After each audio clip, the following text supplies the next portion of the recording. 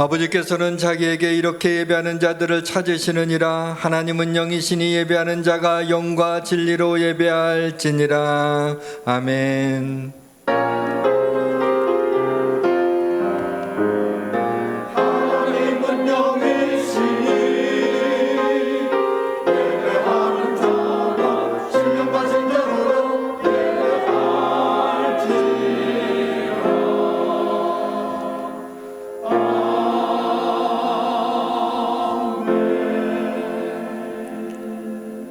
오직 여호와는 그 성전에 계시니 온 땅은 그 앞에서 잠잠할지니라. 기쁨으로 여호와를 섬기며 노래하면서 그의 앞에 나아갈지어다. 거룩하시고 거룩하시고 거룩하신 하나님 아버지, 지난 한 주간도 코로나의 위협 가운데 저희들을 지켜주시고 보호하여 주셔서 감사를 드립니다. 하나님 아버지, 하늘문을 이 시간에 활짝 열어주셔서 하나님의 은혜의 단비가 쏟아지게 하여 주옵소서. 신령한 복이 우리에게 임하게 하여 주시옵소서. 하나님이여, 하나님의 도움이 없이는 살아갈 수가 없습니다. 하나님, 코로나의 전염병으로 속히 물러가게 하여 주옵소서.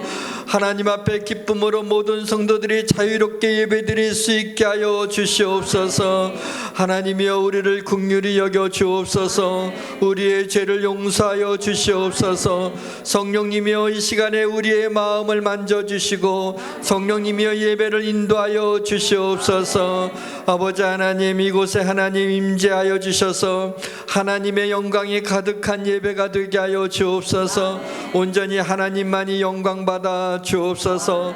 주여, 주님의 은혜가 필요합니다. 하나님, 우리와 함께하여 주옵소서. 우리 구주 예수 그리스도의 이름으로 기원하옵나이다. 아멘.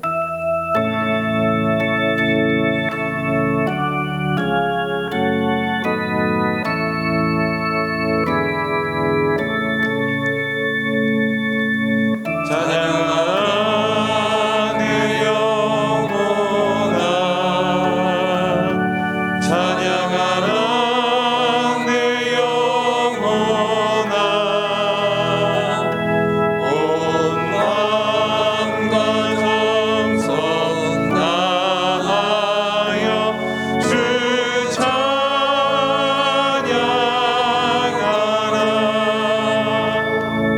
경배하라 내 영혼아, 경배하라 내 영혼아. 온 마음과 정성 다하여 주 경배하라.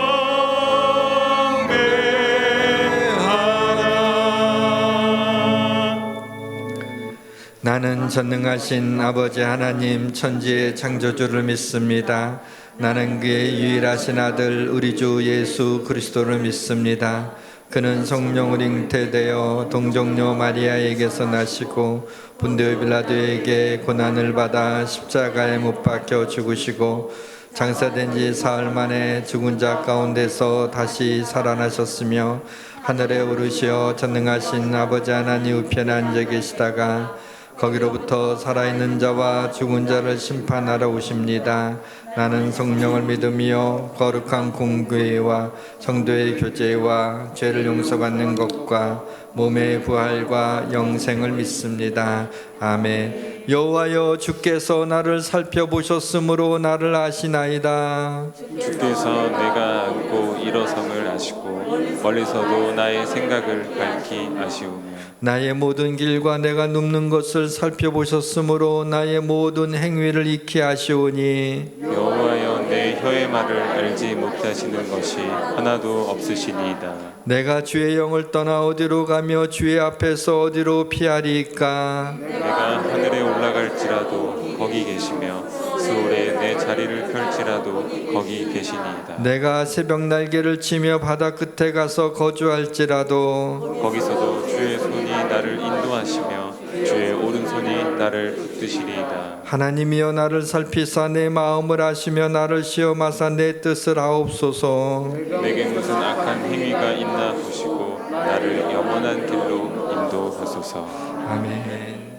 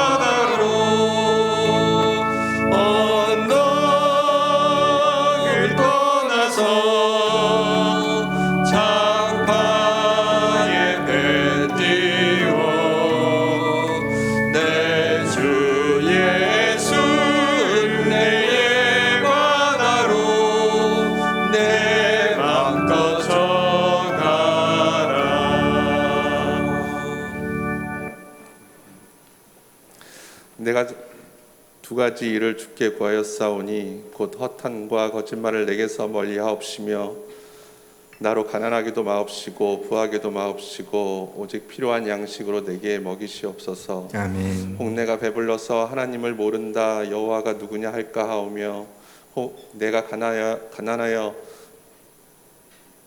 도적질하고 내 하나님의 이름을 욕되게 할까 두려워함이니이다. 하나님 아버지, 한 해를 돌아봅니다. 한 해를 돌아볼 수 있는 12월을 주신 것이 하나님 나라 가기 전 우리의 삶을 돌아볼 수 있는 시간을 주신 것이라고 생각합니다. 우리가 하나님 말씀 앞에서 얼마나 허탄과 거짓말로서 살아왔는지 돌아보며 회개하고 용서를 구합니다. 코로나라는 상황을 우리의 핑계로 삼지는 않았는지 회개합니다. 오늘의 일용할 양식을 주신 것에 감사하지 못하고 썩어질 내일의 만나에 욕심내며 어리석게 살아온 것은 아닌지, 부족함에 불평하고 남아도 나누지 못하고 내가 이렇다고 교만한 삶을 살고 있지는 않은지 돌아봅니다. 하나님 아버지, 우리의 어리석음으로 인하여 주님께서 행하신 주님의 영광이 가리워지지 않게 하시옵소서. 아멘. 그럼에도 우리의 생명 되신 하나님 아버지 감사드립니다. 아멘. 우리를 사랑하심으로 독생자 아들을 통해 구원의 은혜를 주심에 감사합니다. 아멘. 우리의 진리 되신 하나님 아버지 감사드립니다. 옳고 그름의 경계가 희미해지는 이 시대에 우리에게 명확한 진리의 말씀을 주셔서 감사합니다. 아멘. 오직 의인은 믿음으로 말미암아 살리라 하신 말씀을 붙잡고 우리에게 주어진 상황을 탓하지 않고 오직 주님을 바라보는 약속의 말씀을 붙잡게 하시옵소서. 아멘. 오늘도 예배가 드려지는 모든 처소마다 주께서 지켜주시옵소서. 신령과 진정으로 드려지는 이 땅의 모든 예배를 기뻐 받아 주시옵소서. 아멘. 주께서 이곳에 세워주신 예수양교회가 있습니다. 우리가 이곳에 복음의 씨를 뿌리게 하셔서 하나님 나라의 확장에 크게 사용하여 주시옵소서. 아멘. 교회를 섬기는 향기로운 손길을 축복하시고 이 시간 주께 예배드리는 우리 모두에게 하나님의 은혜를 허락하여 주시옵소서. 아멘. 우리의 영육간의 질병을 고쳐주시고 우리의 믿음을 단단히 하여 주시옵소서. 아멘. 이 시간 목사님 통해서 귀한 말씀을 듣습니다. 아멘으로 화답할 때 그 은혜가 우리에게 미치게 하시옵소서. 아멘. 단위에서 계신 우리 임갑준 목사님을 축복하시고 영육간의 강건함을 더하여 주시며 아멘. 주께서 기뻐하시는 대언자로 삼아 주시옵소서. 아멘. 다시 서서 찬양으로 영광 돌리는 에베네셀 성가대의 찬양을 기뻐 받으시며 예배에 마치는 시간까지 이곳에 동행하여 주시옵소서. 아멘. 우리를 구원하신 예수님의 이름으로 기도합니다. 아멘.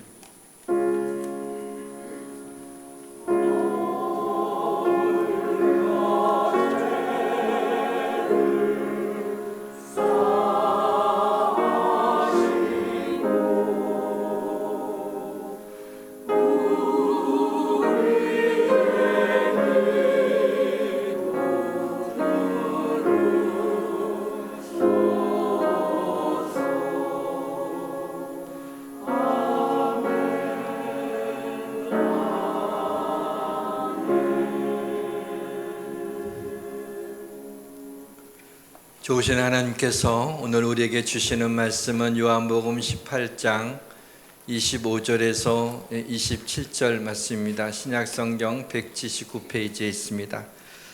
사실 오늘 본문은 요한복음 18장 1절부터 27절 말씀인데 좀 길어서 우리 뒤에 부분만 같이 봉독해 올리도록 하겠습니다. 함께 읽겠습니다. 시몬 베드로가 서서 불을 쬐더니 사람들이 묻되 너도 그 제자 중 하나가 아니냐? 베드로가 부인하여 이르되 나는 아니라 하니 대제사장의 종 하나는 베드로에게 귀를 잘린 사람의 친척이라 이르되 내가 그 사람과 함께 동산에 있는 것을 내가 보지 아니하였느냐? 이에 베드로가 또 부인하니 곧 닭이 울더라. 아멘.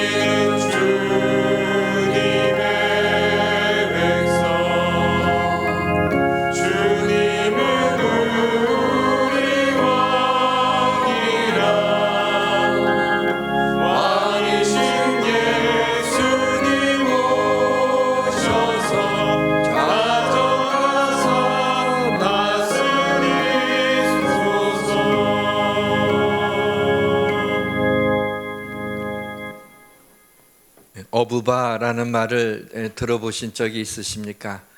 요즘에는 잘 사용하지 않는 단어인데 예전에는 어머니들이 아기를 등에 업을 때 어부바 하면서 포대기를 두르고 아기를 업었습니다. 어머니 등에 업힌 이 아기는 어머니의 따뜻한 체온을 느끼면서 얼굴부터 시작해서 발까지 그 어머니의 등에 밀착되게 그렇게 업습니다. 사랑하는 성도 여러분, 오미크론이라고 하는 또 이 새로운 변이로 인하여 모든 것이 좀 움츠러드는 가운데 있지만은 이 불안한 시절을 우리 주님의 등에 업혀서 주님의 따뜻한 체온을 느끼며 주님의 인도하심을 따라 우리 인생길을 걸어가시기를 주님의 이름으로 축원합니다. 요한복음 18장 1절에 나오는 동사는 겟세마네 동사입니다. 성경에는 큰 동산 두 개가 있습니다. 하나는 에덴 동산이고 또 하나는 겟세마네 동산입니다. 오늘 말씀은 이 에덴 동산과 겟세마네 동산을 좀 비교하는 것으로 말씀의 문을 열고자 합니다. 에덴 동산은 아름답고 풍부한 곳이지만 겟세마네 동산은 무섭고 어두운 곳이었습니다. 에덴은 아담이 죄를 지은 곳이고 겟세마네는 우리의 죄를 사해 주시기 위해 주님이 기도하신 곳입니다. 에덴은 첫째 사람 아담이 사단에게 유혹을 받은 곳이지만은 겟세마네는 마지막 아담 예수님이 하나님의 뜻을 구한 곳입니다. 에덴에서 아담은 숨었지만 겟세마네에서 예수님은 내가 그니라 하면서 나타나신 곳입니다. 에덴에서 아담은 선악과를 따먹었지만 겟세마네에서 예수님은 진노의 잔을 마셨습니다. 제자들을 위한 기도를 마치신 후 예수님은 어두운 밤하늘을 환하게 밝히는 달빛을 밟아가며 제자들과 함께 기드론 시내가 흐르는 골짜기를 지나 건너편 감난산으로 발걸음을 옮기셨습니다. 그날은 유월절 전날이었습니다.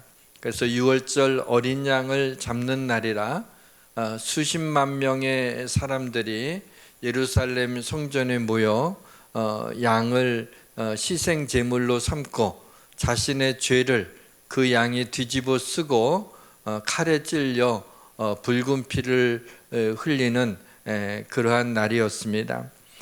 수십만 마리의 어린 양의 피가 하수구를 통해 곧바로 기드론 시내로 흘러들어 기드론 시내는 양의 피로 인하여 검붉은 물이 양 달빛을 받아서 흘러내려가고 있었습니다. 이제 곧 영원하고 온전한 제사를 드리기 위하여 십자가에 못 박히러 나가시는 그 예수님이 제자들과 함께 피빛으로 물들인 기드론 시내를 건너시면서 무슨 생각을 하셨을까라는 것을 생각하며 묵상을 해보았습니다. 겟세마네 동산은 예수님이 제자들과 함께 자주 가셔서 기도하신 곳이었기 때문에 가룟 사람 유다도 그 장소를 알고 있었습니다. 유다는 군대와 또 대제사장의 종들과 바리새인의 종들의 그 무리들을 이끌고 등과 횃불과 무기를 가지고 예수님을 잡으려고 밤중에 겟세마네 동산으로 오르십니다.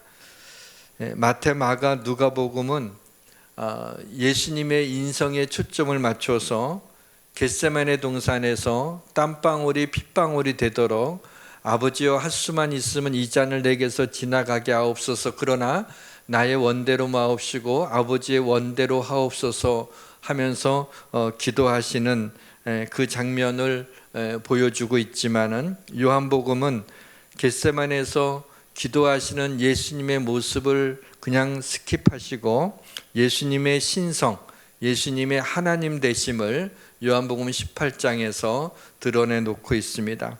오늘은 예수님이 하신 말씀에서 예수님이 어떤 분이신지 그 메시지를 찾고 함께 은혜를 나누고자 합니다.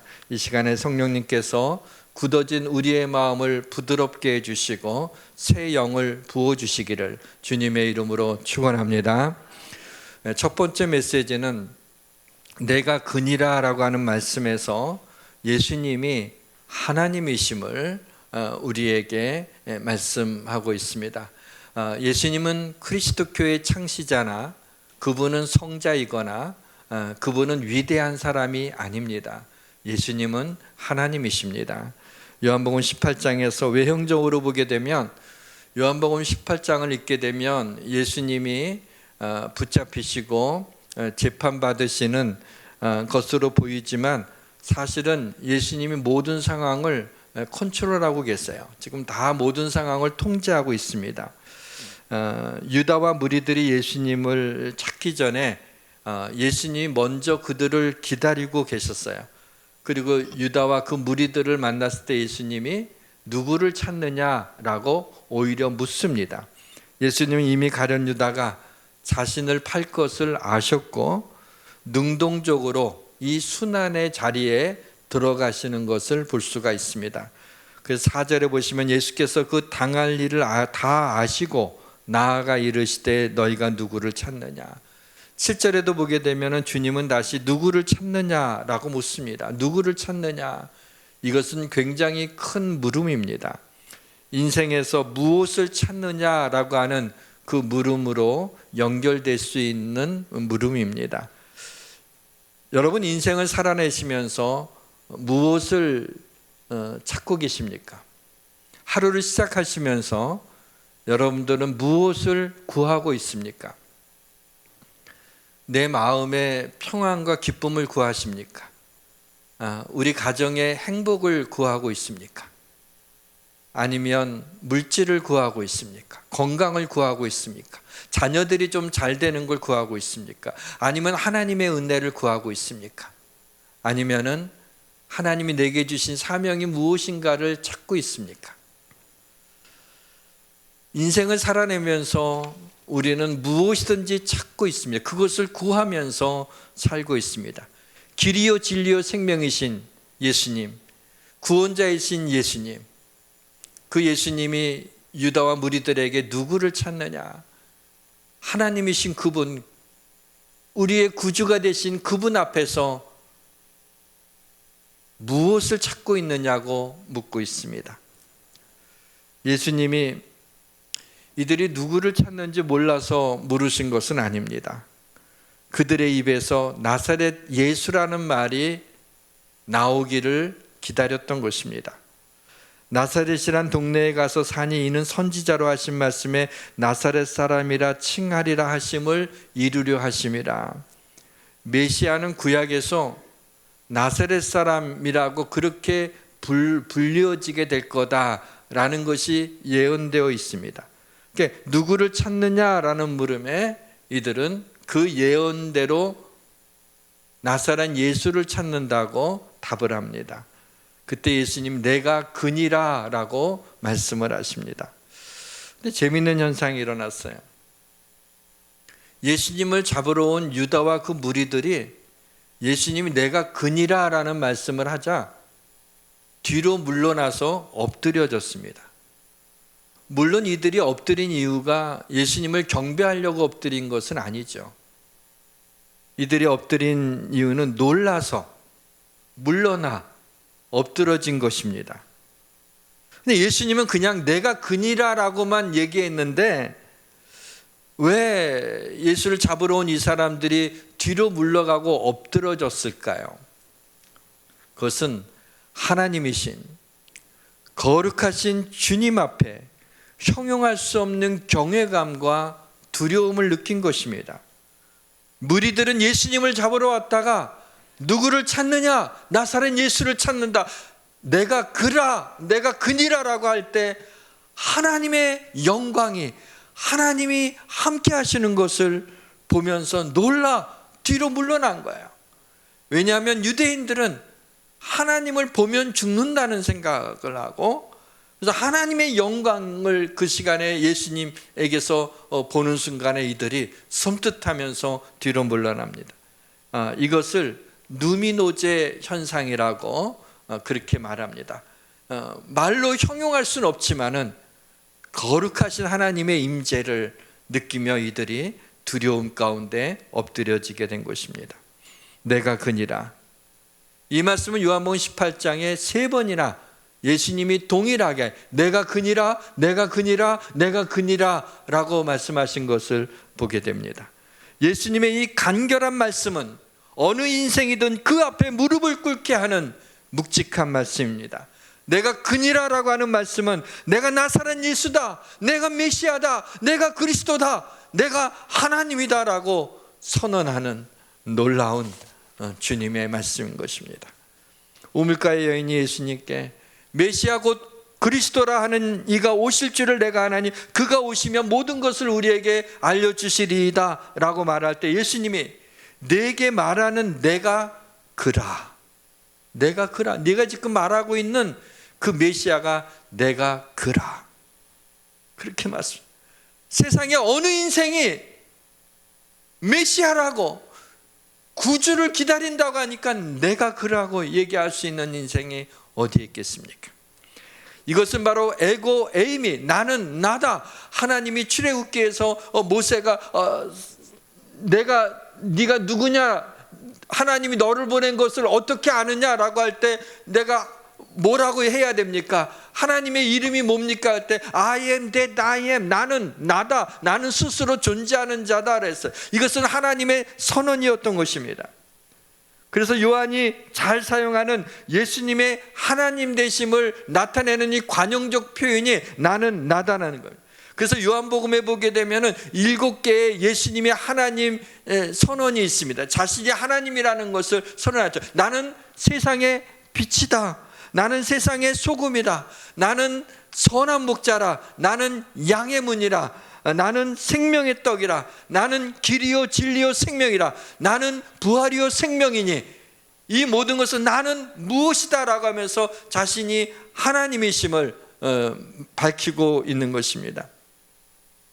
예수님이 체포당할 그 위기에 처할 때 주를 위하여 내 목숨을 버리겠나이다라고 호언장담했던 베드로가 예수님을 붙잡으러 온 대제사장의 종들 가운데 하나인 말고라는 사람의 귀를 칼로 오른쪽 귀를 베어버리게 됩니다.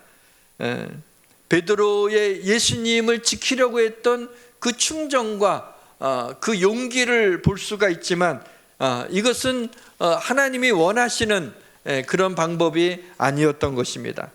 그래서 예수님 베드로한테 칼을 내 칼집에 도로 꽂으라 라고 말씀을 하십니다. 칼로 기독교를 지키려고 하면 안 됩니다. 권력으로 기독교화하려고 하면 안 돼요. 언젠가 무슨 정당에 기독교 무슨 정당이 있어서 거기서 국회의원을 내고 기독교 나라를 만든다. 여러분 그것으로 만들어지는 게 아니에요. 그런 거 동참하라고 오고 가는데 저는 거절을 했습니다. 그런 것으로 권력으로 칼로 힘으로 기독교가 퍼져지는, 널리 알려지는 게 아니에요. 칼로 기독교를 지키려고 했던 역사가 있죠. 바로 십자군 전쟁이었습니다. 그것은 지금도 우리 기독교의 상흔으로 남아 있습니다. 기독교 역사에서 지우고 싶은 수치입니다. 그 후유증이 지금까지 남아 있습니다. 십자가를 앞에다 놓고 이들이 전쟁을 하면서 하나님의 이름으로 나가서 무자비하게 많은 선량한 사람들을 참혹하게 죽였던 이것은 부끄러운 역사가 아닐 수 없고, 지금까지 그 후유증이 남아서 이슬람 사람들이 기독교에 대해서 아주 적대적인 이유 중에 하나가 바로 십자군의 전쟁의 공포가 아직 그들의 DNA 속에 남아있기 때문입니다. 이로 인하여 이슬람권에서 복음을 전하기가 그토록 힘든 것입니다. 10절에 보게 되면 요한이 왜 굳이 이 종의 이름을 밝혔을까요? 별로 중요한 얘기 같진 않잖아요. 그런데 요한은 그 종의 이름을 말고라고 합니다. 이런 말고는 말쿠스라는 말에서 나왔는데 왕이라는 뜻입니다. 그러니까 왕으로 살아야 될 사람이 대제사장의 종으로 자신의 이름의 뜻과 상관없이 살고 있습니다. 바로 이 말고의 상징적 의미는 이는 바로 우리를 가리킨다는 것이죠. 우리는 왕 같은 제사장들입니다. 근데 우리도 모르는 사이에 이 세대의 풍조에 휩쓸려서 거룩을 잃어버리고 세상의 소금이 되기보다는 밖에 버리워져 사람들의 발에 밟히는 그런 존재가 되어버린 것은 아닙니까?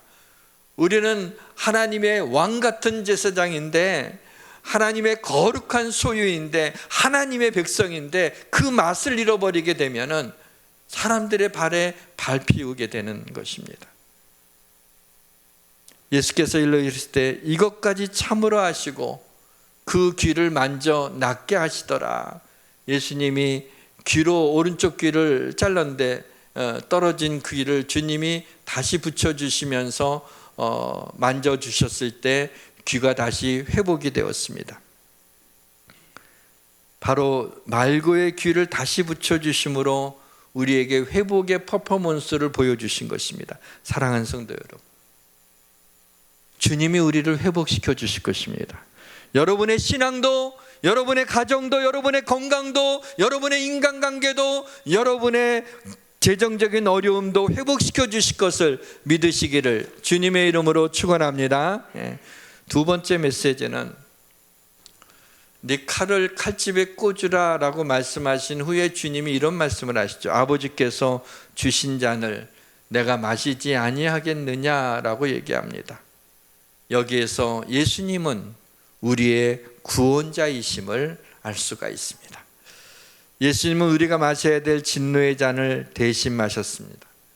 예수님이 십자가를 지시기 전에 39대의 나비 달린 가죽 채찍으로 등을 맞아서 그게 40대까지 때리게 되면 사람이 죽는다고 합니다. 39대를 때려서 등이 살점이 뚝뚝 떨어져 나가 피가 흐르고 너덜너덜해졌습니다. 이미 체력이 고갈된 채 무거운 나무 십자가를 지고 해골의 곳이라고 이름 지어진 골고다 언덕을 올라가고 있었습니다. 예수님의 머리에는 대제사장의 종들이 실용하느라고 쓰여진 굵은 가시로 엮은 면류관이 머리에 박혀 있어서 머리에서부터 흐르는 피가 예수님의 얼굴을 타고 흐르게 됩니다. 거친 나무 십자가로 인하여 예수님의 어깨에서 피가 나고 나무 십자가는 점차 피로 물들어 갑니다. 쓰러지고 또 쓰러지기를 반복하며 도저히 십자가를 질 수 없는 지경에 이르러 로마 군병이 구레네 사람 시몬을 지목해서 예수님 대신 억지로 십자가를 지고 골고다 언덕을 오르게 했습니다. 제가 2000년 전에 그 자리에 있었다면 어땠을까? 저는 억지로가 아니라 달려가서 주님 대신 십자가를 지고 싶다는 그런 생각이 들었습니다. 갈보리산 정상에 이르게 되었을 때 예수님의 두 손과 발에는 큰 못으로 박혀서 손과 발에도 피가 흐르기 시작을 하고 옆구리에는 로마 병사가 찌른 창으로 물과 피를 쏟으셨습니다. 무엇보다 고통스러운 것이 있었습니다. 주님은 십자가에 달리신 채로 숨이 잘 쉬어지지 않는 가운데 이렇게 외쳤습니다. 엘리 엘리 라마 사박다니, 나의 하나님 나의 하나님 어찌하여 나를 버리시나이까. 예수님이 하나님의 진노의 잔을 마시는 극적인 장면인 것입니다. 성경에는 두 가지 잔이 나오죠. 진노의 잔과 구원의 잔입니다. 그도 하나님의 진노의 포도주를 마시리니 그 진노의 잔에 섞인 것이 없이 부은 포도주라. 거룩한 천사들 앞과 어린 양 앞에서 불과 유황으로 고난을 받으리니. 진노의 잔이, 이런 무서운 진노의 잔이 있는가 하면 구원의 잔도 있습니다. 내가 구원의 잔을 들고 여호와의 이름을 부르며 그랬어요. 구원의 잔. 주님이 대신 우리가 받아야 될 진노의 잔을 주님이 받으심으로 인하여 우리가 더 이상 진노의 잔을 받지 않게 된 것입니다. 여러분, 산불이 날 때 어떻게 그 산불을 피할 수 있는지 아시나요? 산불이 한번 나게 되면 그 전부 다 나무로 되어 있으니까 거침없이 불길이 순식간에 모든 것을 태워버립니다. 그래서 불이 나게 되면 이미 불이 탄 곳으로, 그러니까 불이 오는 그 방향으로 해서 불이 좀 잦아진 그곳으로 해서 불이 탄 곳으로 들어가게 되면 이미 불이 타고 한번 지나갔기 때문에 거기엔 더 이상 불이 타지 않아서 그것이 가장 안전하다고 합니다. 우리를 위하여, 우리의 구원을 위하여 우리가 마셔야 될 진노의 잔을 대신 마셨어요. 우리 인생은 누구나 언젠가 반드시 진노의 잔을 마시든지 구원의 잔을 마시든지 둘 중에 하나의 잔을 마시게 됩니다. 사랑하는 성도 여러분, 예수님이 우리를 위하여 진노의 잔을 마심으로 이제 우리에게 구원의 잔 하나만 우리 앞에 놓여 있음을 믿으시기를 주님의 이름으로 축원합니다. 세 번째 메시지는 예수님은 하나님이셨고 예수님은 구원자셨어요. 세 번째 메시지는 오늘 본문에도 나와 있지 않고 요한복음 18장도 또 나와 있지 않지만 오늘 본문의 배경이 되는 말씀에서 찾아봤습니다. 세 번째 메시지는 내가 너를 위하여 내 믿음이 떨어지지 않기를 기도하였노라라는 거죠. 여기서 예수님은 우리를 도우시는 분입니다. 누가복음 22장에 보면 시몬아 시몬아 보라 사탄이 너희를 밀가부르듯 요구하였으나 그러나 내가 너를 위하여 내 믿음이 떨어지지 않기를 기도하였느니 너는 돌이킨 후에 내 형제를 굳게 하라. 그가 말하되 주여 내가 주와 함께 오게도 죽는 데도 가기를 각오하였나이다. 이르시되 베드로야 내가 네게 말하노니 오늘 닭 울기 전에 네가 3번 나를 모른다고 부인하리라 하시니라. 그랬습니다. 베드로는 사실 마음으로 진짜 그랬습니다. 내가 죽기까지 내가 주님을 따르겠습니다. 근데 주님은 찬물을 확 껴안죠. 그러는 거예요. 네가 나를 오늘 닭 울기 전에 바로 오늘 3번 나를 부인하리라 이렇게 말씀했죠. 그런데 주님께서 그 전에 하신 말씀이 뭐예요? 내가 너를 위하여 내 믿음이 떨어지지 않기를 기도하겠다라고 하는 것입니다. 여러분 어떻게 보면 참 우리의 믿음이 어떨 땐 굉장히 견고한 것 같아요. 정말 그냥 할렐루야 뭐 정말 그렇게 아주 담대할 때가 어느 순간에 갑자기 모든 것들이 아무것도 아닌 것처럼 무너질 때가 있어요. 그러나 여러분 걱정하지 마세요. 우리의 믿음이 떨어지지 않도록 주님이 우리를 위해서 기도하고 계시고 우리를 도와주신다는 겁니다. 예수님은 한밤중에 붙잡혀서 재판을 받습니다. 그 유대 법정의 규정을 보게 되면 한밤중에 재판하는 것은 불법입니다. 또 사내들인 공의 의장이 되는 대제사장은 피고인을 직접 신문할 수가 없어요. 왜냐하면 검사가 아니잖아요. 재판관 역할을 해야 되니까 그렇게 할 수가 없는 거예요. 그런데 대제사장이 밤에 그것도 직접 예수님을 신문합니다. 그러니까 이 재판이 불법적인 재판이라는 것을 보여주고 있죠. 뿐만 아니라 대제사장은 레위 지파의 아론 자손만이 할 수 있는 거였어요. 그런데 가야바는 레위 지파가 아니었어요. 엄밀한 의미에서 가야바는 가짜 제사장입니다. 예수님은 우리의 큰 대제사장이죠. 시브리서 4장 14절에서 16절 말씀을 우리 한번 같이 읽어보도록 하겠습니다. 함께 읽겠습니다. 그러므로 우리에게 큰 대제사장이 계시니 승천하시니 곧 하나님의 아들 예수시라. 우리가 믿는 도리를 굳게 잡을지어다. 우리에게 있는 대제사장은 우리의 연약함을 동정하지 못하실 리가 아니요 모든 일에 우리와 똑같이 시험을 받으신 이로되 죄는 없으시니라.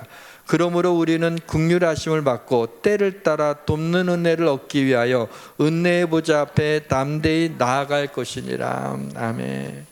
우리에게 있는 큰 대제사장 예수 그리스도는 우리의 연약함을 모르지 않아요. 그리고 우리를 긍휼히 여기신다 그랬어요.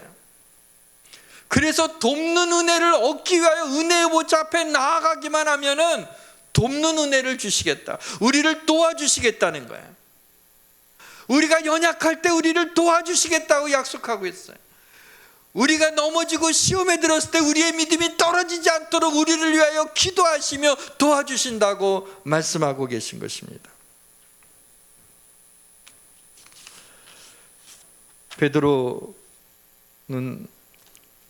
네가 예수의 제자가 아니냐라고 하는 여종의 말에 3번씩이나 아니라고, 나 예수를 모른다고 이렇게 부인합니다.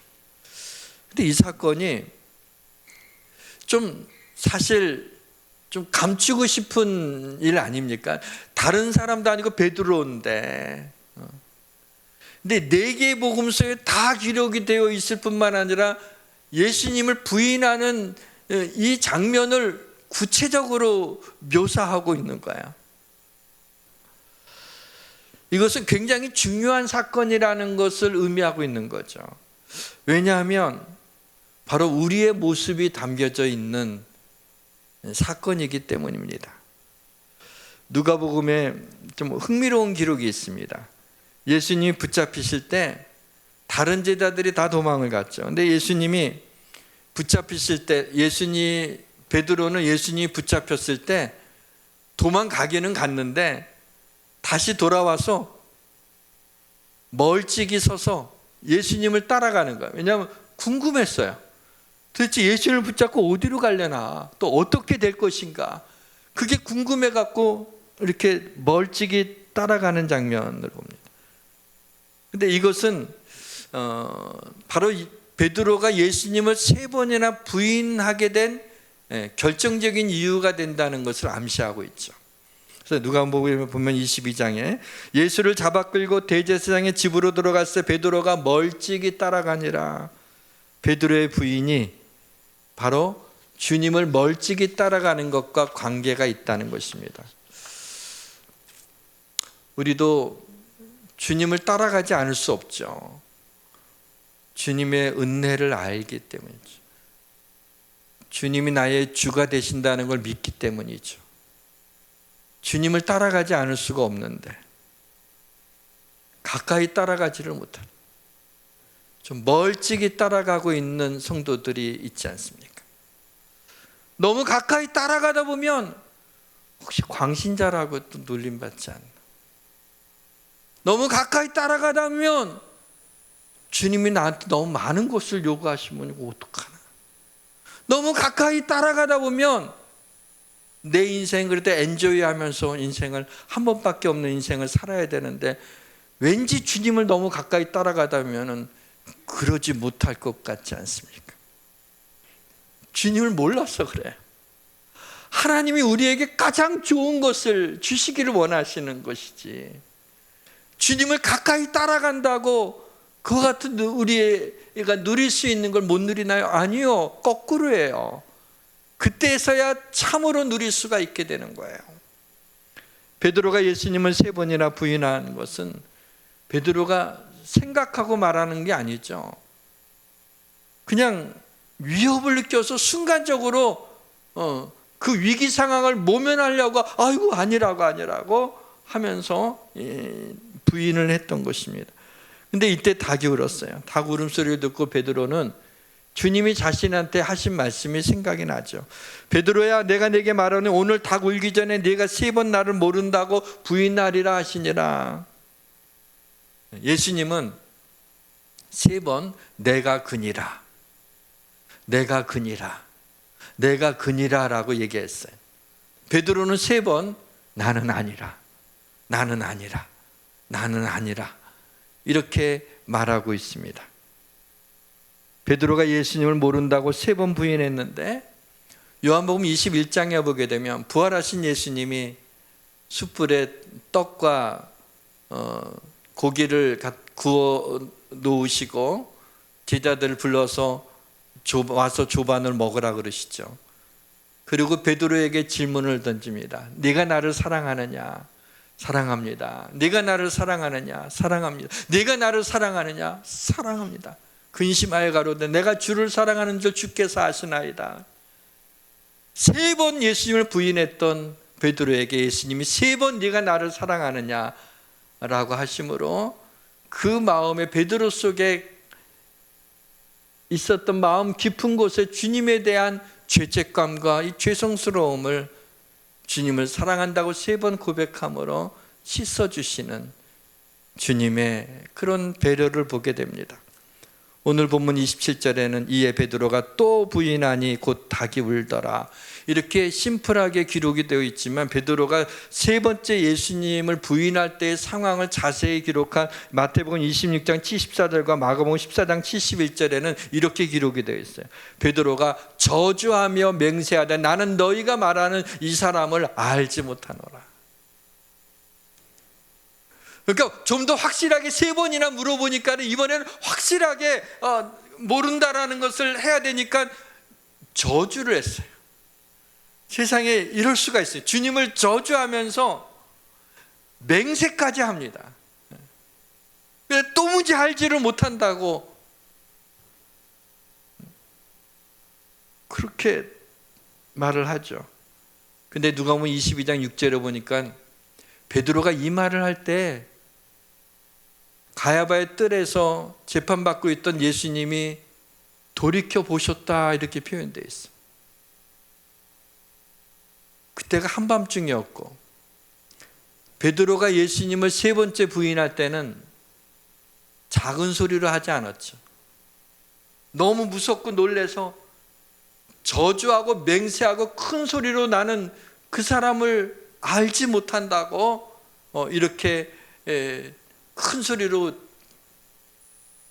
이렇게 말을 할 때 예수님이 돌이켜 보실 때 주님의 눈과 마주친 베드로가 이때 닭 울음소리를 들으면서 오늘 닭 울기 전에 네가 나를 3번 부인하리라 라고 하신 말씀이 생각이 나서 밖에 나가서 베드로가 통곡을 합니다.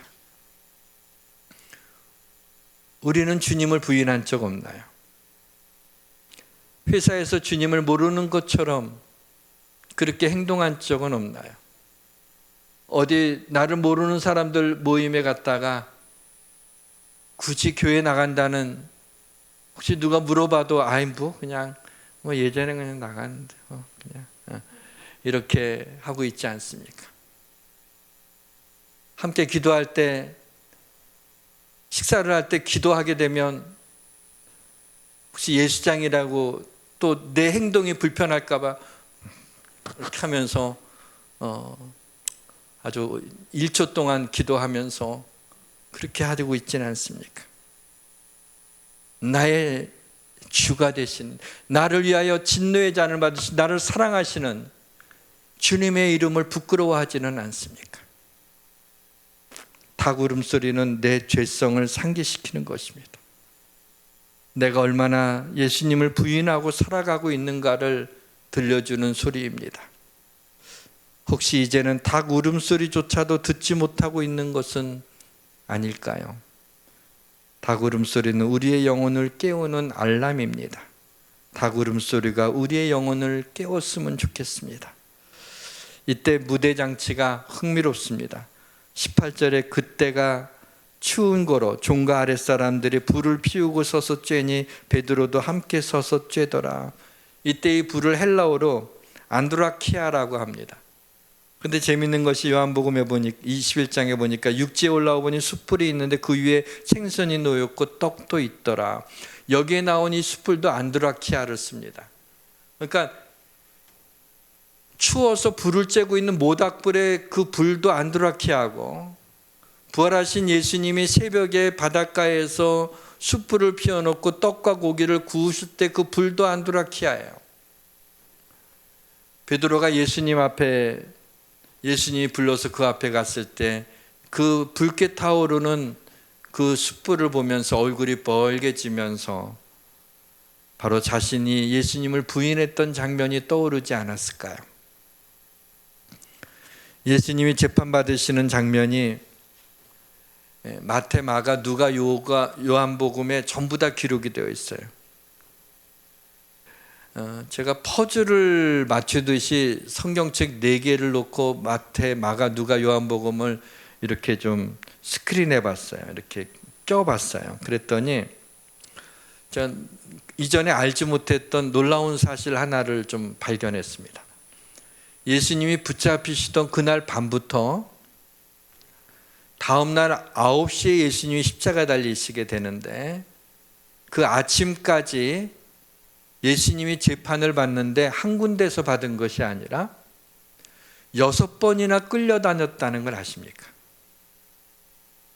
처음에는 예수님이 안나스에게 끌려갔습니다. 그 다음에 안나스가 당시에 대제사장이었던 가야바에게, 안나스의 사위죠, 가야바에게 예수님을 다시 끌고 갔습니다. 그리고 이 가야바는 사내들인 공회에 70명이 모이는 그곳에 예수님을 다시 끌고 갔습니다. 그 다음에 사내들인 공회에서 예수를 나무 십자가에 달려 죽게 하기 위해서 나무에 달린 자마다 저주를 받는 자라는 그 말씀을 이루기 위하여 빌라도 총독에게 가서 십자가에 예수를 못 박혀 죽게 해달라고 이번엔 빌라도에게 끌고 갔습니다. 빌라도가 예수님을 신문하다 보니까 그 밤중에 죄를 찾지 못해서 자기 책임을 떠넘기려고 유대인으로 분봉왕처럼 다스리던 헤롯에게 예수님을 다시 보냅니다. 그래 헤롯이 너무 좋아했어요. 왜냐하면 무슨 좀 기적을 좀 보지 않을까 싶어서 너 기적 좀 행해봐라. 예수 기적이 많이 일어났다며 내 눈으로도 좀 보고 싶다. 예수님이 아무 말씀도 아무 행동도 하지 않죠. 재미가 없었던 헤롯이 도로 빌라도에게 보내게 됩니다. 예수님은 6번씩이나 이리 끌려 저리 끌려 재판받으시면서 수치를 당했어요. 믿음의 주여 또 온전케 하시는 이인 예수를 바라보자. 그는 그 앞에 있는 기쁨을 위하여 십자가를 참으사 부끄러움을 개의치 아니하시더니 하나님 보좌 우편에 앉으셨느니라. 사랑하는 성도 여러분, 예수님이 죄 없으신, 죄를 알지도 못하시는 분이 재판을 받으시는 것도 있을 수 없는 일이지만은 그 무지한 사람들에게 이리 끌려가고 저리 끌려가면서 실형을 당하고 6번씩이나 끌려가며 그 한밤중에 재판을 받으시는 이와 같은 수치를 당하시고, 나무 십자가에 높이 달릴 때 실오락이 하나도 걸치지 않고 벌거벗은 몸으로 나무에 달려서 대낮에 모든 사람들이 보게 하는 그런 부끄러움을 당하게 하셨는데, 하나님이신 그분이 그 부끄러움을 어떻게 견디겠어요? 그런데 주님이 그 부끄러움을 개의치 아니하신다 그랬어요. 기꺼이 그 수치와 고난을 당하셨다고.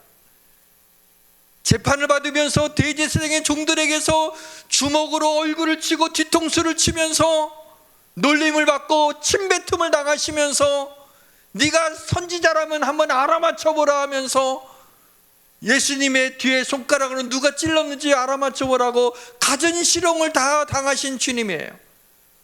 그러나 그 부끄러움을 개의치 않으셨어요. 왜요? 우리를 구원하시는 그 기쁨 때문에 그걸 다 참으시고 우리를 위하여 십자가에 그렇게 죽으신 것입니다. 바로 예수님은 하나님이셨고, 예수님은 우리의 구원자시며, 예수님은 우리를 도와주시는 분. 그래서 지금도 주님의 그 십자가의 참혹한 십자가과 그 수치와 부끄러움의 십자가를 이렇게까지 하셔야 됐는가라고 할 때, 우리가 이렇게까지 죄인이라 그러지 않고서는 주님 앞에 무릎을 잘 꿇지 않고 굳어진 우리의 심장이 주님을 믿기에는 너무나 완악해 있는 우리 심령이라, 주님이 그렇게까지 하시면서 우리를 사랑하신다고 우리를 위하여 구원하신 이 주님의 은혜가 우리의 삶을 살아가는 동안 생생하게 주님의 십자가의 피가 우리의 삶을 흐르기를 주님의 이름으로 축원합니다. 우리 찬양합시다. 만세 반석 열리니 우리 1절만 부릅니다. 반석 열리니 내가 들어갑니다. 창에 홀이 상하여 물과 피를 흘린 너 내게 요염되어서 정결하게 하소서. 하나님 아버지, 코로나 때문에 오미크론이라고 놀라고 있는 저희들, 우리의 삶에 좀 힘든 일만 있으면 견디기가 힘들어하는 저희들, 누구로부터 안 좋은 소식을 들으면 마음이 상하여서 어쩔 줄 모르는 저희들, 믿음으로 산다고 하면서 정작 믿음으로 행한 것들이 별로 없는 저희들, 그러한 때로 주님을 모르는 척했던 저희들, 그러나 그러한 우리를 위하여 돕는 은혜를 베풀어 주시겠다고, 너희 믿음이 떨어지지 않기를 위해서 기도하시겠다고 말씀하신 주님, 우리의 하나님이신 주님, 우리의 구원자 되신 주님, 주님의 십자가를 바라보며 우리의 모든 이 땅의 연약함으로 인하여 당하는 것들을 넉넉히 이겨나가게 하시고 12월 한 달 한 해를 잘 믿음으로 지내게 하여 주옵소서. 예수님의 이름으로 기도합니다. 아멘.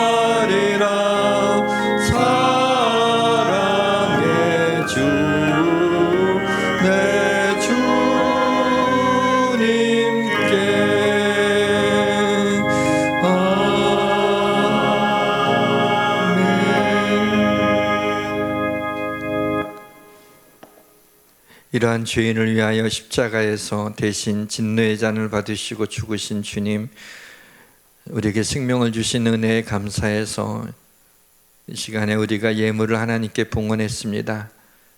저희들의 신앙 고백입니다. 믿음으로 드렸사오니 우리 하나님 기뻐 받아주시고 주의 영광을 위해 쓰임받게 하여 주옵소서. 예물을 드린 우리 사랑하는 성도들 하나님 축복해 주시기를 원합니다.